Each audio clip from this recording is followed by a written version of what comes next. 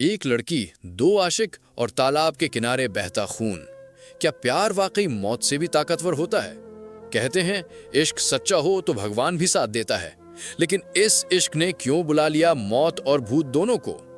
प्यार और नफरत की ये दास्तान आपको रुलाएगी भी, डराएगी भी और सिखाएगी भी कि मोहब्बत जब जुनून बनती है तो अंजाम खून होता है। जानिए पूरी सच्चाई। बलिया जिले का एक गांव था भीमपुरा।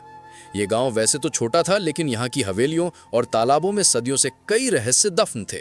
लोग कहते थे कि इस गांव के तालाब के पानी में कभी बलि दी जाती थी। रात को उस ओर कोई जाने की हिम्मत नहीं करता था, क्योंकि वहां से अक्सर औरत की चीखें और ढोल नगाड़ू जैसी आवाजें सुनाई देती थीं। इसी गांव में रहती थी रागिनी, एक ऐसी लड़की जिसकी सुंदरता का बखान लोग अपने अपने तरीके से करते। उसकी चाल में ठहराव, आंखों में मासूमियत और हंसी में ऐसा जादू था कि कोई भी उसका दीवाना हो जाए। गांव की औरतें तक कहती कि रागिनी इस गांव की परियों जैसी है। रागिनी का दिल मगर आम नहीं था। उसकी जिंदगी से दो लड़के जुड़े थे, अजय और विक्रम। अजय गांव का पढ़ाकू लड़का था। उसके पिता पुजारी थे और मंदिर में पूजा पाठ करवाते थे।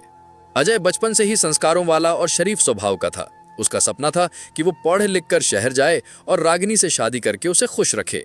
वो अक्सर रागिनी को कविताएं सुनाता और अपने सपनों में रंग भरता। दूसरी ओर विक्रम गांव का दबंग था। उसके परिवार के पास जमीनें और हथियार थे। लोग उससे डरते थे। विक्रम का मानना था कि रागिनी उसकी जायदाद है और किसी और को उसका हक नहीं मिल सकता। वो अक्सर रागिनी से कहता, तू चाहे मुझसे नफरत करे पर बनेगी मेरी ही। रागिनी के मन में साफ था कि वो सिर्फ अजय से प्यार करती है, लेकिन विक्रम का डर गांव के हर घर में था, इसलिए कोई भी उसकी खुलकर मुखालफत करने की हिम्मत नहीं करता था। धीरे धीरे रागिनी और अजय का प्यार गहराता गया। शाम होते ही दोनों तालाब किनारे मिलने लगते।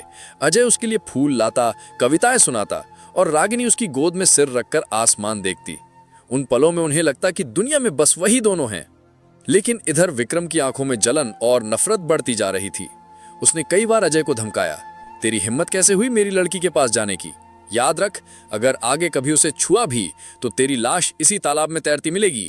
अजय सीधा साधा था, पर प्यार ने उसे मजबूत बना दिया था। उसने विक्रम की धमकियों को नजरअंदाज किया और रागिनी से मिलने का सिलसिला जारी रखा। एक दिन गांव में मेला लगा। रात भर नाच गाने और जगराते का माहौल था। उसी भीड़ में अजय और रागिनी छिप कर मिले। उन्होंने मंदिर के पिछवाड़े जाकर भगवान के सामने एक दूसरे को वचन दिया कि चाहे कुछ भी हो वे साथ रहेंगे। उस रात रागिनी ने अजय से कहा कि अगर तू मेरा नहीं रहा तो मैं किसी और की नहीं बनूंगी। अजय ने उसका हाथ थामकर कहा, तेरे बिना मैं भी जी नहीं पाऊंगा। विक्रम ने यह सब दूर से देखा। उसकी आंखों में खून उतर आया। वो सोच चुका था कि अब अजय को जिंदा नहीं छोड़ेगा। कुछ दिनों बाद गांव में एक बड़ा भोज रखा गया। पूरा गांव खाने पीने और नाच गाने में मस्त था। रात गहराई और अचानक बिजली चली गई। चारों तरफ अंधेरा छा गया। यही मौका विक्रम को चाहिए था। अजय और रागिनी तालाब किनारे बैठे बातें कर रहे थे। अचानक विक्रम वहां पहुंचा। उसकी आंखों में पागलपन था और हाथ में लोहे की छड़ी। उसने चीखते हुए कहा, रागिनी, अगर तुम मेरी नहीं बनी तो किसी और की भी नहीं बनेगी। अजय ने उसे रोकने की कोशिश की, लेकिन विक्रम ने उसके सिर पर जोर से छड़ी मारी। खून निकल पड़ा और अजय जमीन पर गिर पड़ा। रागिनी चीखते हुए उसकी गोद में बैठ गई। अजय ने आखिरी सांस लेते हुए कहा, रागिनी, मैं तुमसे हमेशा प्यार करता रहूंगा। और फिर उसकी सांसें थम गई। रागिनी की चीखें पूरे तालाब में गूंज उठी। उसने विक्रम को धक्का देते हुए कहा, तूने मेरा सब कुछ छीन लिया। विक्रम हंसते हुए बोला, अब तू सिर्फ मेरी है। उसी वक्त तालाब का पानी अचानक हिलने लगा। हवा में अजीब ठंडक फैल गई। तालाब से अजीब सी आवाजें आने लगीं, जैसे कोई मंत्र पढ़ रहा हो। रागिनी और विक्रम दोनों घबरा गए। तभी अजय का शव हिलने लगा। उसकी आंखें लाल हो गईं और चेहरा खून से सना हुआ था, जैसे किसी आत्मा ने उसके शरीर पर कब्जा कर लिया हो। अजय की आत्मा खड़ी हो गई और उसने विक्रम को पकड़ लिया। विक्रम ने भागने की कोशिश की, लेकिन आत्मा ने उसकी गर्दन पकड़कर मरोड़ दी। उसकी चीखें रात में गूंज उठीं।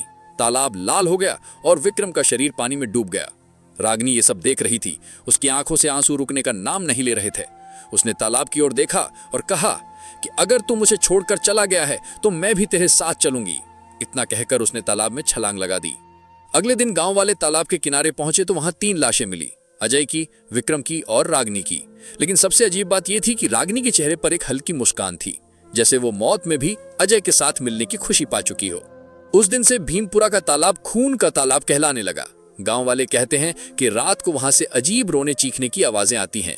कई बार लोग वहां पर परछाइयां भी देखते। एक लड़की अपनी लंबी चोटी झुलाती और 2 लड़के उसके पीछे खड़े। गांव के बुजुर्ग कहते हैं कि ये अधूरी मोहब्बत आज भी तालाब के पानी में भटकती है। और जो भी उस तालाब के पास जाता है उसे अजीब सी ठंडक और सन्नाटा घेर लेता है।